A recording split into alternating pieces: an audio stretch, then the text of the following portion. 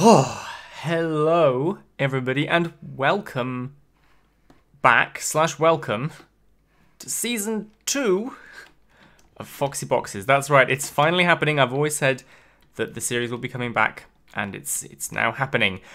So much has happened and so much has changed since the last episode of Foxy Boxes. I want to thank everybody who's still here for sticking around. And I just want to, say, I've been meaning to restart this series for a very long time, but it's never been the right time. There's always been too much going on. I've had a very busy year, changed jobs, moved house, so I wanted to make sure that I got this down when I had the time and I was in the right frame of mind to actually work on this again. So there's a couple of things we're going to be doing differently with Foxy Boxes for this season to make sure that it goes better. First of all, I kind of offloaded things a bit. So part of my problem, I suppose, was that I was originally making series as a way to teach myself how to do stuff, and I wanted to do all the stuff myself so that I could learn how to do it. Turns out, I guess I did learn something from it in the sense that I now know that I'm not good at everything, and I probably never will be. Texturing, for example, is not my forte. So, I'm delegating slightly this season. I've learned that that's a good thing to do. So, joining me on the project now, as a sort of official members of the project, is Noodle Soup, who was originally doing the music for Foxy Boxes, as I'm sure many of you know, Alex Bullivant, Noodle Soup. He's worked with me quite a bit over the last year for my new job, and he's also going to be partly responsible, or we haven't quite worked out exactly how it's going to work yet, responsible for managing the project and directing some of the storyboarding and stuff for the game. And I'm also being joined by Duck Jr., who is going to be doing the textures and the models for the large part for this project.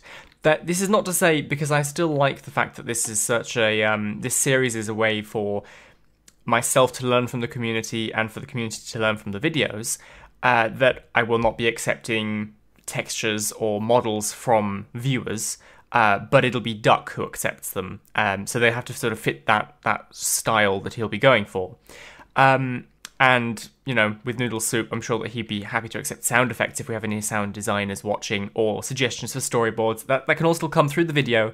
And obviously, we are now in 1.13.2. This is Minecraft 1.13.2, and commands have changed so much. And it's amazing the stuff that we can now do with commands. So we're gonna be doing some pretty cool stuff, I hope. Some things that you might not have seen before, some things that you have seen. I want to experiment and, try out what we can do with the new commands. There's two side effects of this. First of all, the format of the screen is going to change a little bit. You can see that we now have this plus Atom. We're going to be using Atom for our data packs and Minecraft for our, world. And what else? So the funny thing is that commands have changed a lot, but my job is now game designer and programmer for the Minecraft Marketplace, which uses Minecraft Bedrock Edition, and Bedrock Edition still uses the pre-1.13 style of commands. So, like block data instead of data merge and stuff like that. So my head is kind of torn, like flipping between these two languages all the time. So I'm probably going to make some weird, silly mistakes, and hopefully you guys can catch that. So, without further ado, let's get started. The first thing that I really want to try out today for the first episode is something that's kind of been bugging me for a while with Foxy Boxes, is that it's a first-person game, because that's what Minecraft is like. And, it's okay, first person will work, but it's very different from the kind of platformer that I sort of was thinking about when I was making Foxy Boxes, and I was thinking it would be third person, and now I think it might be possible to do a third person perspective, to use the player as a camera and have an entity as Raposa, the main character of the game. So I want to play around with that a bit today, because I really want to make it work, but I don't know if it will work.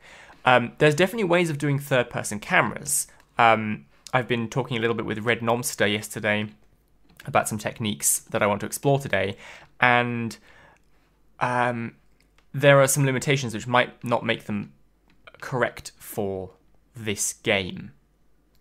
So one of the techniques that Red Nomster was talking to me about was minecarts. You can put a player in a minecart, and the player's MBT data, if they walk forward or backwards or left or right with WASD, their motion tag of the player actually changes even though they don't move at all, which means you don't get any kind of screen jitter, so you can read the WASD components off the keyboard without the screen flickering, which is awesome.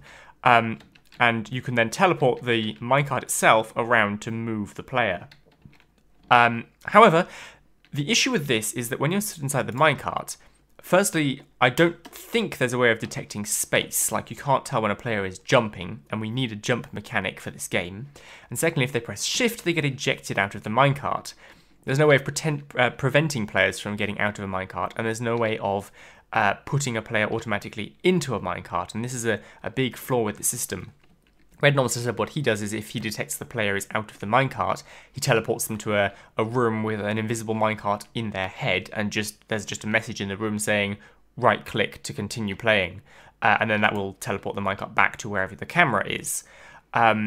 So the problem here is that our maximum kind of inputs are going to be WASD and possibly right and left click, which means that we don't have the ability to, like, the thing is, for Foxy boxes, we want the ability to jump, that's one input. We want to be able to have two types of attack, that's another two inputs, and then possibly crouching, which would be a potential fourth. So we need at least three inputs, which means that we need either space or shift as well as right and left click. And unfortunately, while we can probably get right and left click working inside the minecart, shift will eject us out and space does nothing. So we're an input short. There's two potential solutions for this.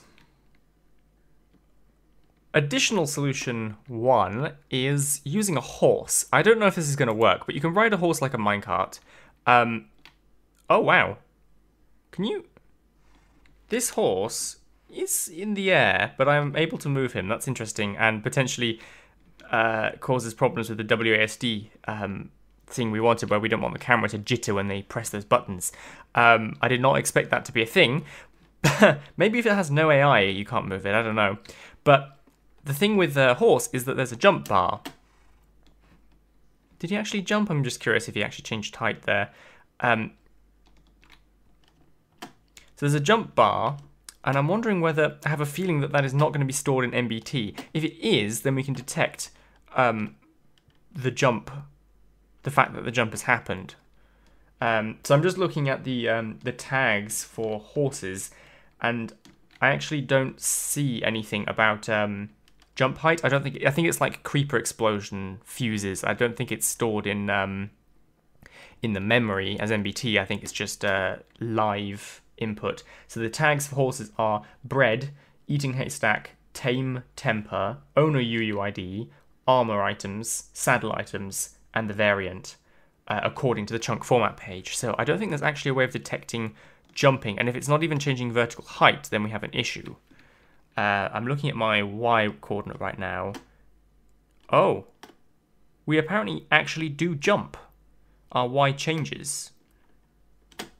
Even if I just tap it. It's exactly 68. If I hold it down, it's also exactly 68. That's interesting.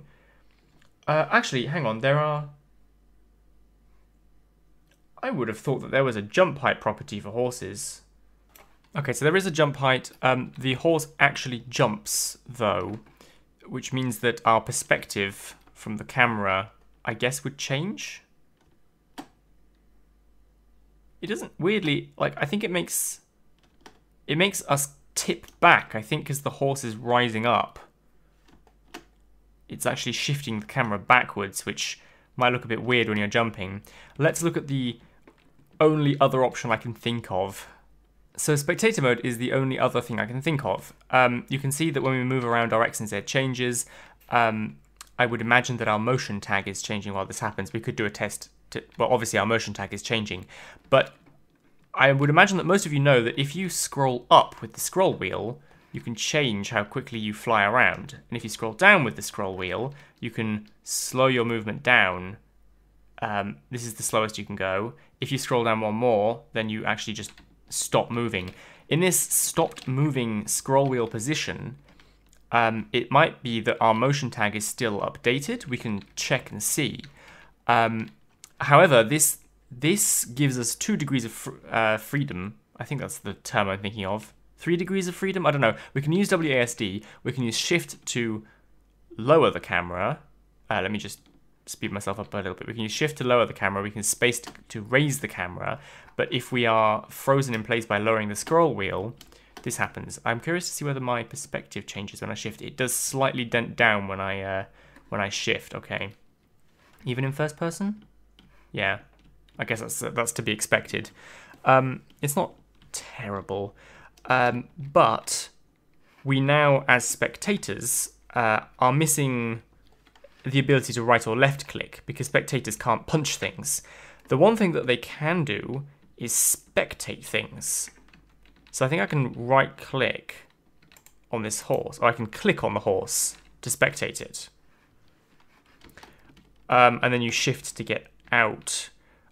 So it might be possible to get WASD, shift and space, and then click as our inputs. As a platformer where you're not moving the camera with the mouse, it seems a bit weird to have a button on the mouse, but at least it gives us an extra input. So we could detect when the player is spectating the entity, hopefully, by having an entity like floating in their face the whole time, and then kill the entity to eject them back out of it if they click it. That's my plan. We're not even talking about like the camera system yet. This is just trying to get the player as a camera still reading controller input. So let's have a look at our MBT for motion when we're in spectator mode and see if this is going to work. Okay, wow. So this is how it's done. We execute as the player. We store the result to a score, and then we specify the player and the scoreboard to put it in. Then basically that's going to be the result of whatever we do next. So we then run data get entity closest player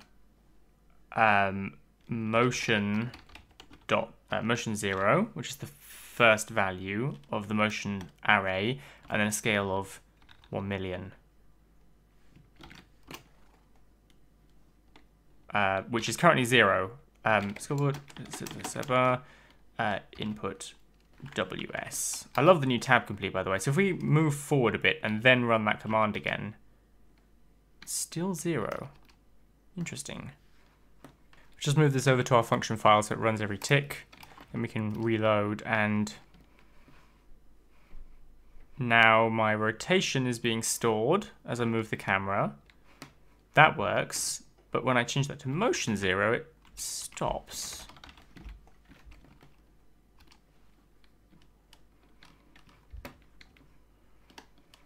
I wonder whether players don't have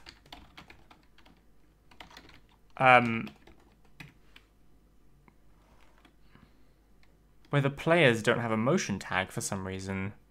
Just want to see what happens if we try running this on the horse instead, and then nudge the horse.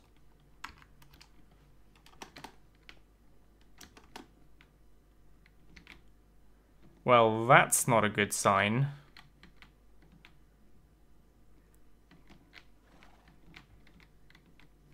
Because this horse is doing just fine. Oh, bugger.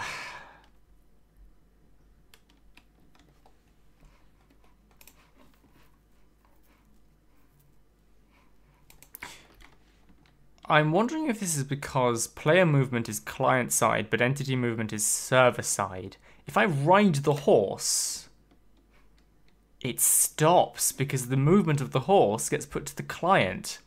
Now the server's not responsible for its position anymore, so it has no motion tag. What the nuts is this? No! Buggeration. Huh. So when you're in a minecart, it puts your data client server side. Interestingly, if I move forward, I get a score of 1, and if I move backwards, I get a score of -2. You move backwards faster than you move forwards. So it looks like we have 3 methods, all of which have different problems.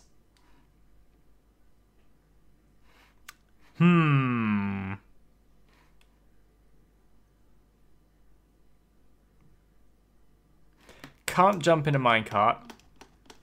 Actually, let's test that. I'm gonna store the Y coordinate, the vertical coordinate inside the tag instead, and up this a bit. And we'll see whether the jumping is registered at all. Oh, it is! Wait, now what? Now my motion is stuck. Until I get out.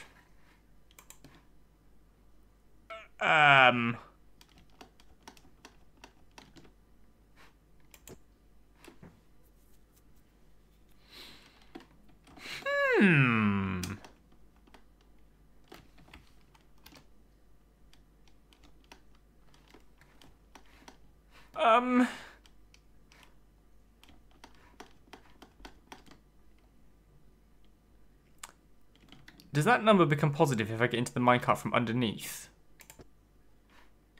Nope. And now it's stuck at that? But it changes when I jump. What? What if I set this back to the X now?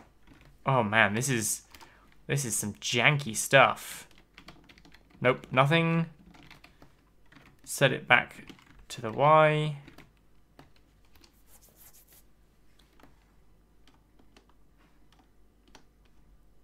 It goes positive when I jump. 7841 seems to be the not jumping number. When I'm in the minecart, I can't jump.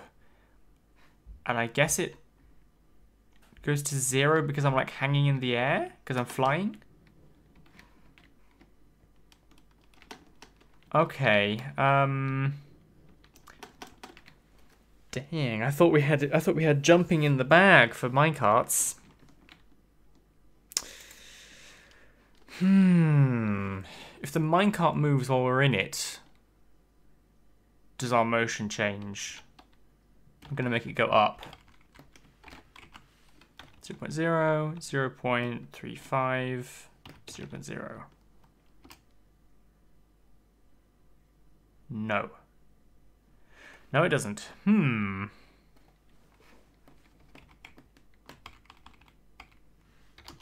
Let's go back down. What to do about this? Okay, new question. I'm gonna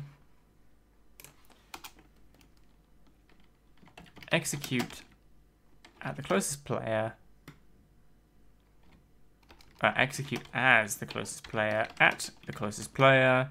We're going to teleport itself to a fixed coordinate. So let's go with 73, 67, 66. Just constantly teleport them to this location. Plus, yeah, that'll do. Okay. So we'll reload. Okay, so we're snapped to this position now. If we try and move, we get this juddering that we're trying to avoid. Let's go into spectator. We're still snapped into position. Now let's scroll down. All the way down. And then scroll up 1, so we should be able to move. Oh, there's still judder. It's slight, it's better.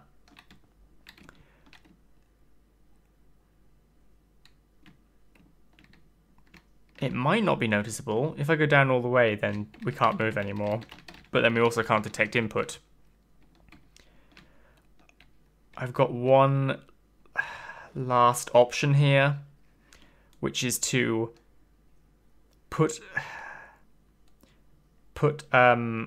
6 area effect clouds around us in spectator with the scroll wheel all the way down bar 1, which is going to be weird to tell the player to do, I guess, but not as weird as pressing shift exiting the game, which is put 6 area effect clouds really close to the player and change, like, detect which one they're the closest to. So if they try and move left or right, they should shift ever so slightly in that direction and they might be considered closer to one of them. Okay, so I created a new function temporarily. It basically just creates 4 area effect clouds around the player, and then every tick we summon them again, and then we just say into chat the name of the closest area effect cloud, and I guess we'll see what happens. Now it works, although it still has a preference for which one's nearest. We've got 4 area effect clouds.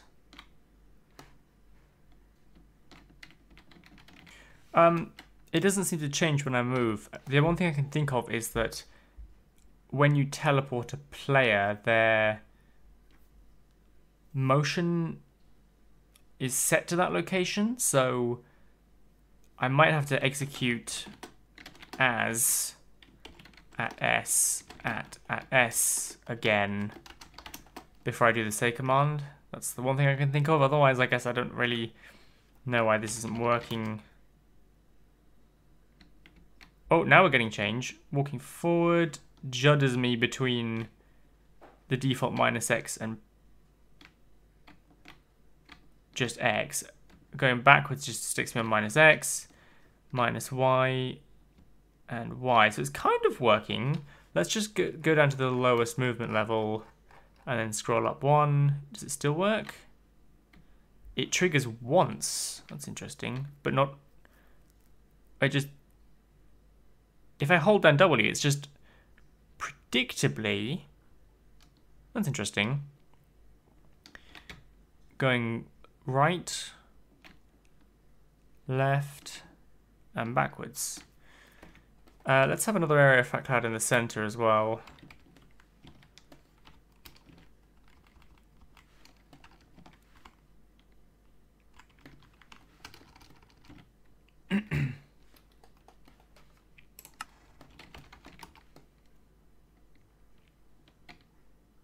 X, -X, Y, -Y. Okay, so it's kind of every now and again it's moving us. What happens if we put these even closer together? I don't actually know what the smallest value is for movement in Minecraft.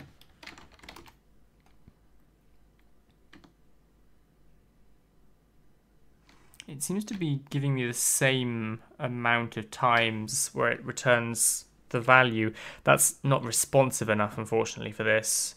If I scroll up 1, do they come more often? Not really. I'll scroll up a lot. The furthest I can go, it's still returning the center every other input. Plus we're getting a lot of jittering. Although weirdly the -Y is not causing that problem. Okay, so I've been thinking about this some more, and I have one last idea. There's a certain downside to this idea, and that is that it involves keyboard rebinding, like control rebinding, but I want to experiment with it, so bear with me for a second here. We're in the minecart. We're going to use the minecart technique, which means that we can detect our WASD keys, but we can't shift or space. When we're in a minecart, in survival, we have 2 other keyboard key options. There's Q to throw an item, and there's F to swap an item into the second hand slot, the offhand.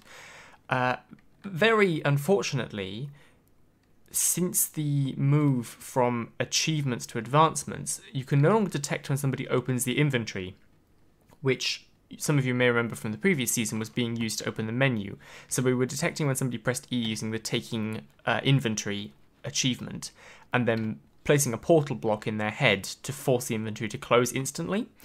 Unfortunately, the E key can no longer be detected as an input because there is no advancement that makes up for that. There is a inventory change advancement which can tell when items in your inventory move or when an item takes durability, but you can't tell when somebody just opens their inventory. So unfortunately, we have 2 keys on the keyboard, but we need 3. So this method would basically involve rebinding Q or F to space for jumping, then having probably O and P as the left and right attacks. So O would be linked to F for the hotbar swapping, and then click or possibly right click would go on the P key. So the downside of this obviously is that people have to rebind their keys, which I'm not very happy about having to make people do, but I really think that I want to experiment more with the concept of a third-person camera, and I think the third-person camera's effect and the way that it creates the design of the game could be worth the key rebinding. I have a feeling that you could probably make a Foxy Box's profile on your Minecraft launcher, because obviously different profiles have different settings, so it might be possible to rebind your keys just for the Foxy Box's profile. It may even be possible, I'm saying this having not tested it in the slightest, to have a little executable program packaged with Foxy Boxes, which if you just double click it, it creates a Foxy Boxes profile for you. I'll have to look into the possibility of that. I feel like it might be possible. I have a feeling that profiles are probably just stored in JSON format or something.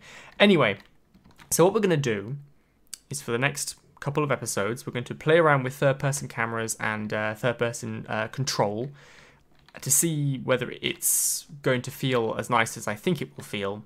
And if at the end of this we decide that it's just like the whole concept of third person is not working, then we'll abandon the hotbar switch, the key binding switch idea, and just switch back to first person. But I really, really want third person to work for this game, so we're going to do that.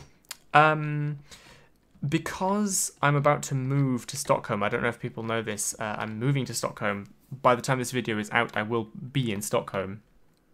I didn't want to start this series at a point where there was a break in the videos, because I would feel like people would think that I just started the series and then just dropped it again. So I have the time to start work on it, but there's going to be a period while I move house where A, my computer is in a box traveling from one country to the other, and B, the computer may break on the way there. So by the time you see this, I'll be in Sweden, but as a result, there's going to be a couple of videos where I appear to not be responding to comments in the videos, like to suggestions in the comments. So just bear in mind that I want to continue taking input and feedback from people in the community. The videos will eventually catch up with my output process, so I'll be able to respond more quickly, in the next video to comments on the video before. But just so you know, I'm not ignoring you guys. I'm just building a little bit of a backlog right now. So yeah, next episode, I think the plan is to look at some good ways of detecting these Q and F keys predictably, and also choosing whether we're going to go with click or right click, getting the camera to have some simple movement following a player, and converting the WASD movements onto an armor stand, so we can see all of that happening. In the meantime, Duck is currently designing the spaceship that is going to be the hub for this game, the level selection lobby, and he's also we're all trying to decide on an art style. There's a couple of different art styles we could go with for this. So I think he's planning to mock up a couple of different styles, so that we can kind of see what we like the best. The art style is going to decide on quite a lot for the rest of the game. Like if it's blocky and pixely and low bit, then the music will have to reflect that. Some of the camera choices and some of the sort of player movement will have to reflect that. But if we go for something more higher resolution, that'll change the music, and it'll change how smoothly we might want to animate our third-person character. So thank you very much for watching. I'm excited to get this series back on the road now that I have the time, and 1.13 is offering so many cool opportunities and making some of the things that we were doing in the last season a lot easier. So thank you for watching, and I will see you in the next episode.